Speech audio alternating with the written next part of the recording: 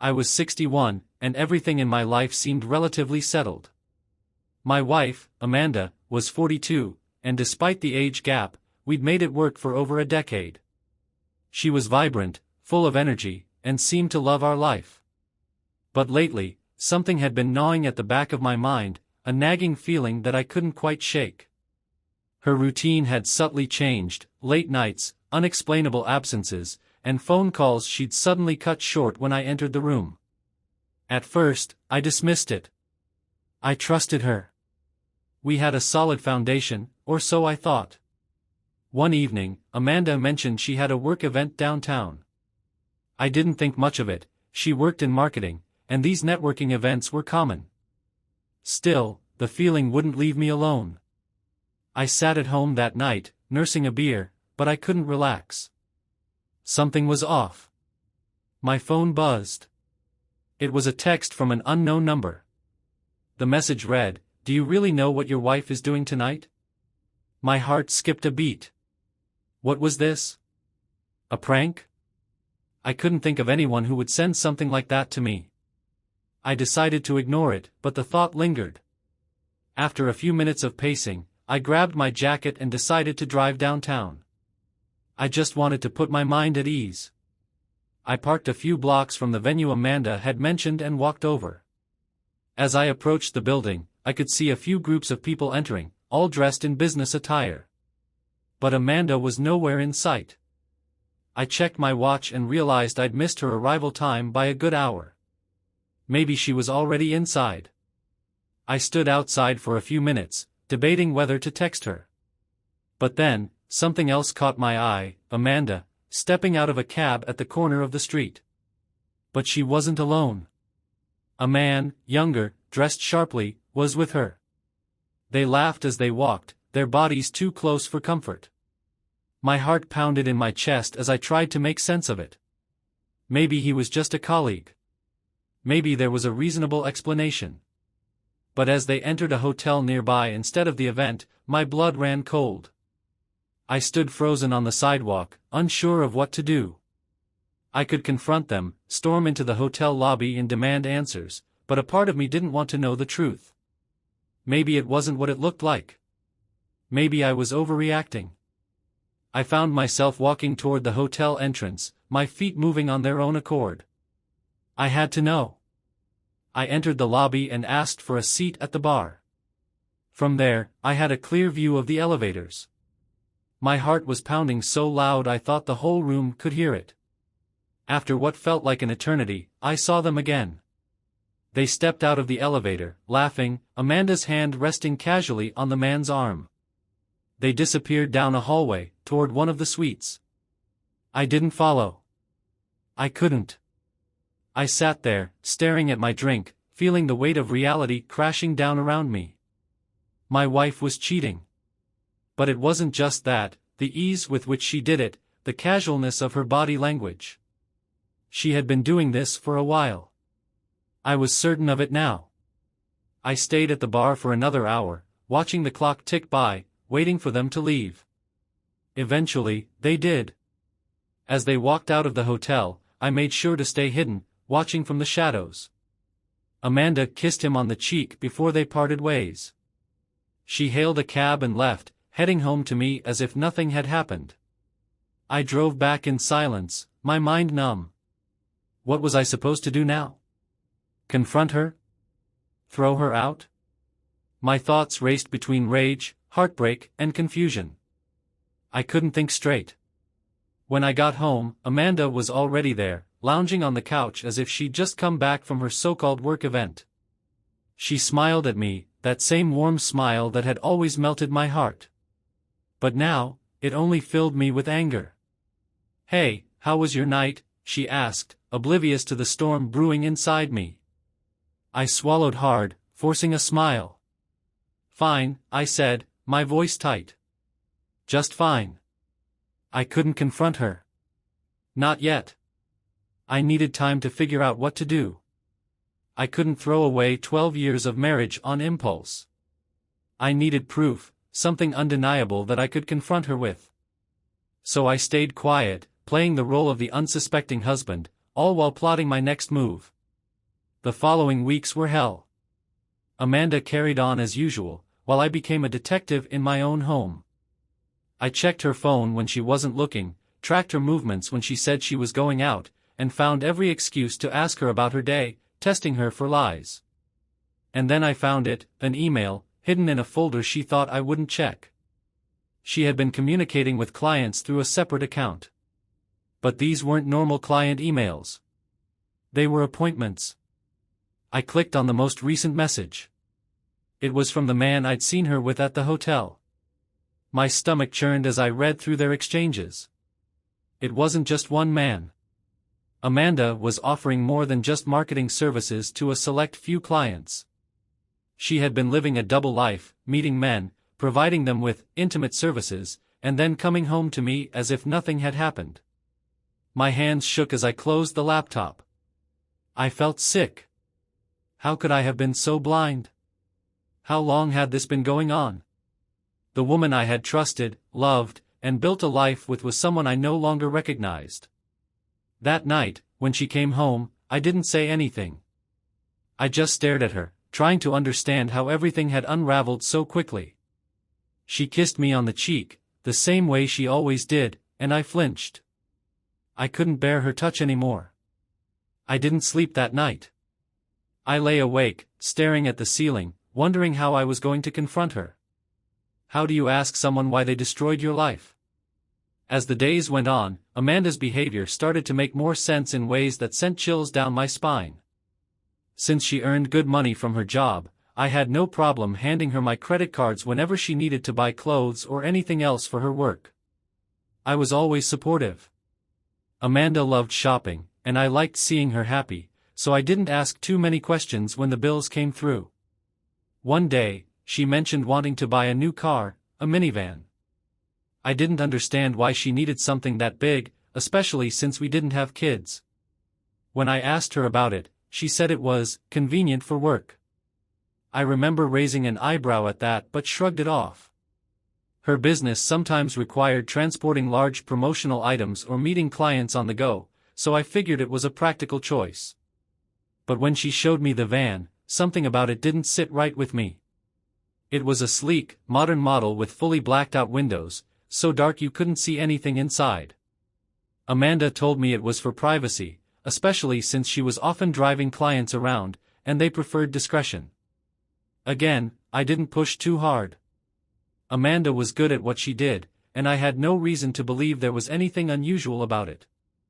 I even found myself admiring how well she managed her career. But that nagging feeling wouldn't leave me alone. The more I thought about it, the more I questioned the practicality of the van. Who needed a van like that just for business meetings? Then there was the necklace, a simple but elegant gold chain she'd started wearing around the same time she bought the van. It seemed out of place for her, not her usual style. When I asked about it, she said it was just something she liked, something her clients complimented her on. The pieces were slowly falling into place, but I was too blind to see it at the time. I wanted to believe her, wanted to think that everything she did had a reasonable explanation. But late at night, when I was alone with my thoughts, doubts crept in. It wasn't until a few weeks later that I realized just how deep the deception went. Amanda had left her laptop open on the kitchen table one morning, and I decided to take a quick look, something I had never done before. I scrolled through her emails, checking for anything out of the ordinary. That's when I found it, hidden in one of her email folders, buried under a client's name, was a series of messages that made my blood run cold. They weren't just business emails. They were appointment bookings, times and locations where Amanda was meeting with men. The van, the necklace, it all clicked. She wasn't just using that van for work, she was using it as a mobile office, meeting clients in secluded locations, far away from prying eyes. The blacked-out windows weren't for privacy, they were for secrecy. My hands trembled as I scrolled through the messages.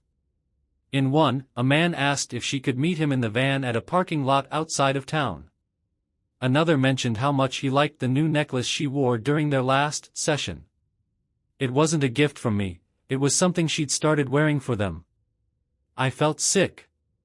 My wife had been running a side business, offering intimate services to men who were willing to pay for more than just her company. All this time, I'd thought she was busy with work, hustling to build her marketing business. In reality, she was leading a double life, using the van I helped her buy to carry out these secret meetings. The worst part? She was using my money to fund it. The clothes she wore, the van she drove, the things she bought, all paid for with the credit cards I'd given her, trusting that she was doing what she said she was. My stomach turned as I realized that I had unknowingly financed my wife's betrayal. Every time I handed her my card, I was enabling her to live this double life. I sat there in disbelief, staring at the screen, trying to process what I'd just uncovered. How long had this been going on? How many men had there been? I couldn't even bring myself to ask. The emails went back months, possibly even longer. It was all too much to take in. Amanda came home later that day, her usual bright smile on her face as if nothing was wrong. She kissed me on the cheek and started talking about her day, but I barely heard her. I was too focused on the truth I now knew. I watched her carefully, every word she said dripping with lies, every movement hiding the secret life she was living right under my nose. I wanted to scream, to confront her, to throw her out of the house right then and there. But I didn't. Not yet. I needed more time. I needed to figure out what I was going to do next, how I was going to handle this complete betrayal. How could I have been so blind? So trusting? So utterly fooled? The woman I loved, the woman I'd built a life with, was nothing more than a stranger now. And I didn't know how much longer I could keep pretending everything was fine. As the truth settled in and the shock faded, I found myself consumed by anger and a sense of helplessness. I couldn't just confront Amanda without solid proof. She was clever, always one step ahead, and I feared that if I approached her with accusations but nothing concrete, she'd deny everything, twist it around, and make me feel like I was the one losing my mind. She'd manipulate the situation, like she always did, and I'd be left standing there, unable to prove a thing. I needed undeniable evidence. Something she couldn't explain away. That's when the idea struck me, a plan so drastic I almost dismissed it immediately. But the more I thought about it, the more I realized it was the only way to get the truth, to make sure Amanda couldn't weasel out of this. I decided to ask for help from an old friend, someone I hadn't been in contact with for a while but who I knew would understand. His name was Tom, and we'd gone to college together. Back then, he was the guy who could handle delicate, messy situations with discretion. He owed me a favor from years ago, something we never talked about but both remembered. I hesitated at first, but my desperation overpowered any doubts. I called him one afternoon, and after a few minutes of small talk, I laid it all out for him. The affair, the van, the emails, everything I'd uncovered about Amanda's secret life. There was a long silence on the other end of the line as he processed what I was saying. "Jack, are you sure about this? You know, once we go down this road, there's no coming back," Tom said, his voice filled with concern. "I don't have a choice, Tom," I replied, feeling the weight of what I was about to ask him. "I need proof. Real, undeniable proof. I can't confront her without it, and she'll get away with everything if I don't stop her." Tom sighed, understanding the situation but clearly uncomfortable with the plan. "All right, what do you need me to do?" I explained the plan to him, feeling sick even as I said it out loud. Tom would pose as a client, someone who'd found Amanda's services through word of mouth. He'd reach out to her anonymously, arrange a meeting in her van, and secretly videotape the whole thing. It was risky, dangerous even, but it was the only way to get hard evidence. I needed to catch her in the act, on video, so that when the time came, she wouldn't be able to deny a thing. Tom was hesitant but agreed. We coordinated everything down to the last detail. He'd make contact through an email, using a burner account so Amanda wouldn't trace anything back to me. He'd arranged the meeting for a weekday afternoon when I knew I wouldn't be home, and Amanda would think it was just another typical client encounter. The hardest part was waiting. I knew the plan was in motion, but every minute that passed felt like an eternity. My stomach churned every time I thought about what Tom was about to witness. I hated it, hated the idea of someone else seeing what my wife had become, but it had to be done. I couldn't let her continue living this lie, couldn't let her deceive me any longer. A few days later, Tom called me. "It's done," he said quietly, no emotion in his voice. "I have the video." I didn't ask him for details. I didn't want to know. I just needed the evidence. Tom sent it to me that night, and for hours, I sat there staring at the file on my computer, too afraid to open it. I already knew what it would show: Amanda with some stranger in that van, betraying me in the most intimate, painful way possible. But I couldn't avoid it. I had to watch, had to see it with my own eyes if I was going to confront her and end this nightmare. I clicked play. The footage was grainy, the audio muffled, but it was clear enough. Amanda was in the van, parked in a secluded area I recognized, a spot just outside town where no one would bother them. She was with Tom, though she didn't know it was him. They spoke briefly, the conversation casual at first, as if they were discussing a routine transaction. Then, it began. I couldn't watch for long. My stomach turned, and I felt bile rising in my throat. I paused the video, my hands trembling, my heart pounding in my chest. That was it. The proof I needed. There was no going back now. Amanda had lied, cheated, and betrayed me in ways I couldn't even fully comprehend. And now, I had the evidence to confront her. But how? How was I supposed to look her in the eye and show her this? How was I going to stay calm when I was barely holding myself together as it was? That night, I didn't sleep. I stayed up, pacing the house, replaying everything in my head, the lies, the van, the secret life she'd been living right under my nose. By the time the sun rose, I knew what I had to do. When Amanda came home the next evening, I was ready. She walked through the door, her usual confident smile on her face, completely unaware of the storm that was about to hit her. I waited until she was comfortable, sitting on the couch with a glass of wine, before I made my move. "Amanda, we need to talk," I said, my voice calm but cold. She looked at me, confused, but didn't say anything. I pulled out my phone and opened the video. Without a word, I pressed play and handed it to her. The moment she saw herself on the screen, her face paled. She dropped the phone, her hand covering her mouth, as if she couldn't believe what she was seeing. "Jack." She started, but I cut her off. Don't say anything. I know everything. Every lie. Every meeting. Every time you told me you were working late or running errands.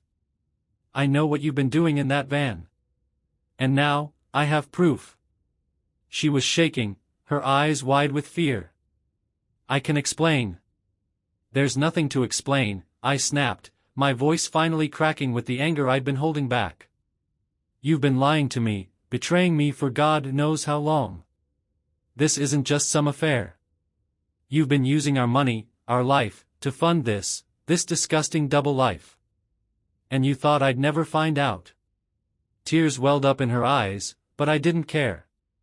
I wasn't going to let her manipulate me this time. She opened her mouth to speak, but the words didn't come. She knew there was nothing she could say that would fix this. "I want you out of this house, Amanda," I said, my voice steady. "I don't care where you go, but you're not staying here. I'm done." Her tears started to fall, but I turned away, unable to look at her anymore. The woman I loved was gone, replaced by someone I didn't recognize. And there was no going back. The rage that had been boiling inside me for weeks, maybe even months, finally reached a breaking point. Confronting Amanda had felt satisfying, but it wasn't enough. Her tears, her pleas, they meant nothing to me anymore. I wanted her to feel the pain, the betrayal, the complete humiliation she'd put me through. I wanted her to suffer, to know what it was like to be blindsided by someone you trusted, someone you thought you knew. As I stood there, watching her crumble under the weight of her lies, an idea took root in my mind, a dark, twisted idea that only made sense in that moment of pure, raw anger. I reached for my phone again, ignoring the sobs escaping Amanda as she sat on the couch, her face buried in her hands. "What are you doing?" she asked, her voice trembling, panic rising as she wiped away her tears. I didn't answer right away. Instead, I scrolled through my contacts until I found the number I was looking for, the same hotline I knew she used to arrange her little business meetings. I wasn't even sure why she kept the number on her phone, but it didn't matter. She didn't expect me to know, to have gone through her things so thoroughly, to have followed every breadcrumb she'd left behind. "Jack?" Amanda's voice was small now, fragile, as if she sensed what I was about to do. "Please, let's talk about this." I pressed the number and held the phone to my ear, cutting her off. She watched me, her eyes wide with disbelief, as I calmly waited for someone to pick up on the other end. The line clicked after a few rings, and a woman's voice greeted me. "Good evening, how can I help you?" the voice said, professional, polite.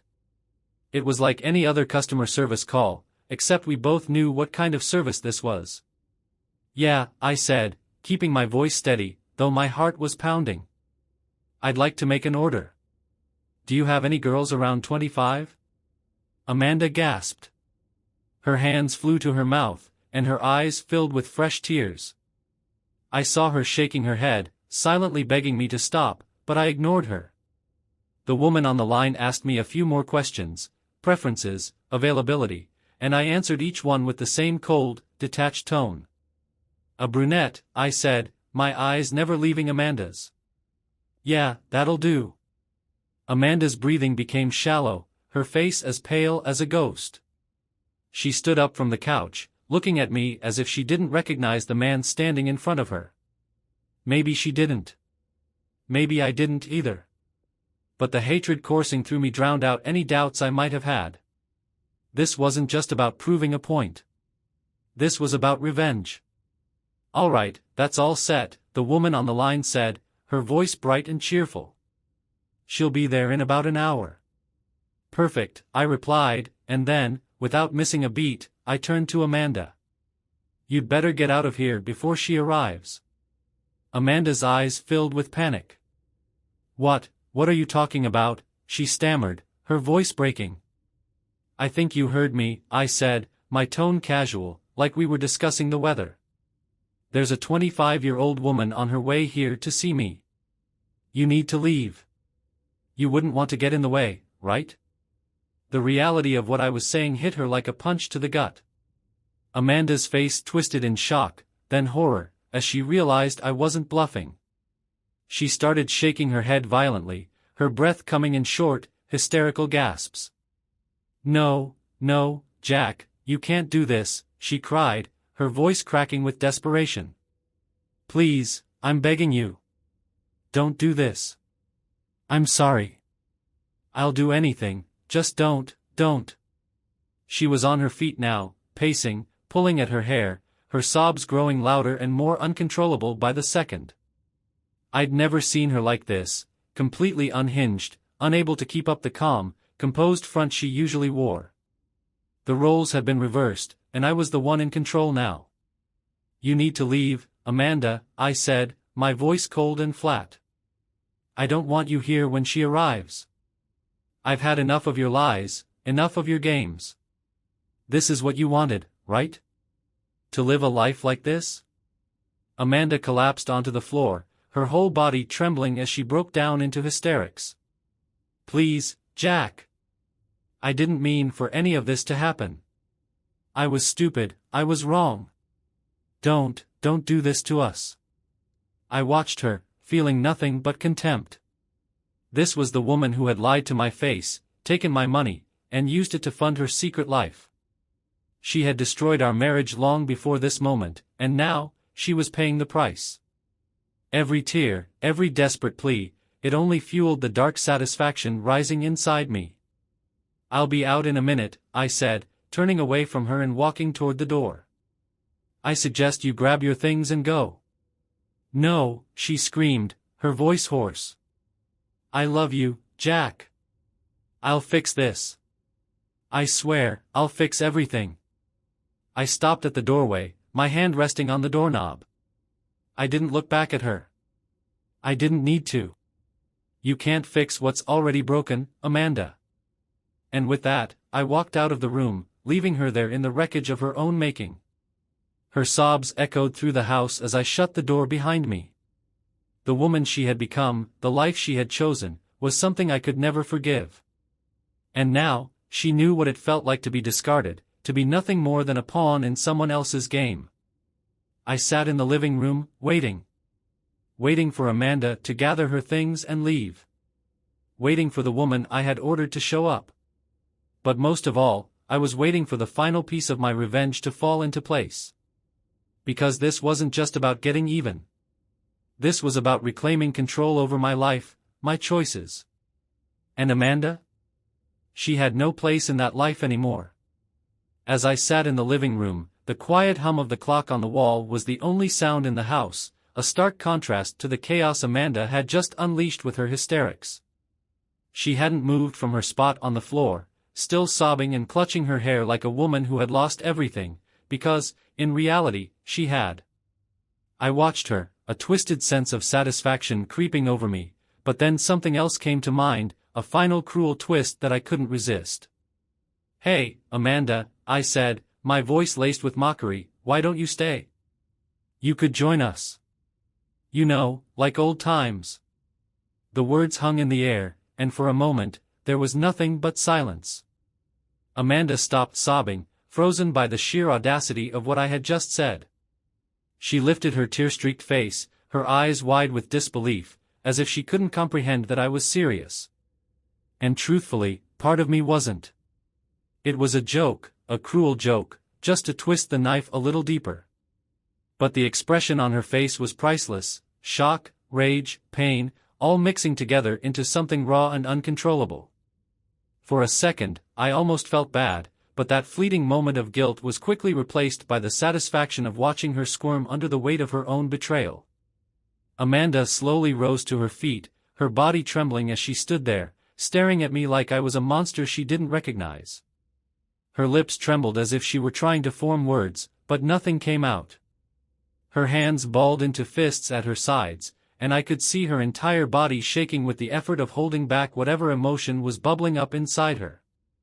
And then, suddenly, she snapped. "You piece of work," she spat, her voice filled with venom. Before I could react, Amanda lunged toward me. She moved so fast that I barely had time to register it, and then I felt it, a sharp, wet smack as she spat directly in my face. I froze, stunned by the sheer fury behind her actions, the warm spit dripping down my cheek. For a moment, everything went still. I wiped my face slowly, more out of shock than anger, trying to process what had just happened. Amanda stood there, her chest heaving, eyes wild with a mixture of rage and despair.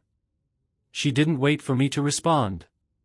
With one final, broken sob, she turned and bolted for the door, her footsteps echoing through the house as she fled. I heard the front door slam shut behind her, the sound reverberating through the empty rooms. And then she was gone. I stood there, staring at the door, feeling an odd mixture of triumph and disbelief. In a way, I'd won. I had gotten the reaction I wanted. Amanda had crumbled under the weight of her guilt and shame. But there was no satisfaction in it anymore. The spit on my face, the way she had looked at me before she ran, it should have made me angry, but all I felt was hollow. The woman I had loved for years, the woman I had built my life with, was now nothing more than a stranger to me, someone I couldn't recognize. I walked to the sink, slowly wiping her spit from my face with a towel. As I stood there in the kitchen, staring out the window, I realized something: there was no going back. Amanda was gone, not just physically, but from my life, from the person I had once known. I didn't care anymore if the girl I'd ordered showed up or not. The game was over, and there was nothing left to say. She was out there somewhere, and I was alone. But in that moment, I didn't feel like I had won anything. The house, once filled with her presence, now felt emptier than ever. Revenge had been sweet, but now it tasted bitter.